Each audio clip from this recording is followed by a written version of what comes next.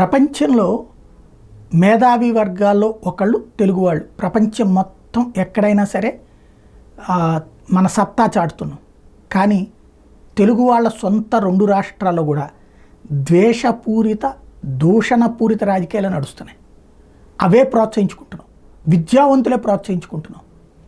వాస్తవంగా ఒరిస్సాలో ఉన్నటువంటి ఈ తరహా ఫోటోని మనం అసలు ఊహించగలమా? భారతీయ జనతా పార్టీ గెలిచింది బీజేడీ మీద, నవీన్ పట్నాయక్ మీద గెలిచినటువంటి భారతీయ జనతా పార్టీ ముఖ్యమంత్రిగా మాంజీని పెడితే ఆయన వెళ్ళి నవీన్ పట్నాయక్ ఆశీస్సులు తీసుకుని ఆయనతో భేటీ అయ్యి రాష్ట్రం గురించి చర్చించడం. తెలంగాణలో రేవంత్ కేసీఆర్ల మధ్య అది సాధ్యం కాలేదు, ఆంధ్రప్రదేశ్లో చంద్రబాబు జగన్ల మధ్యన అది సాధ్యం కాలేదు. మనం ఇలాంటి రోజు ఒకటంటూ వస్తే ఎంతో బాగుంటుంది అన్నటువంటిది. అంటే రాజకీయాలు గెలుపోవటములు కామన్, కానీ రాజకీయాల్లో శత్రుత్వాలు పెంచుకుంటున్నటువంటి రాజకీయమే ఆంధ్ర తెలంగాణలకి శాపం.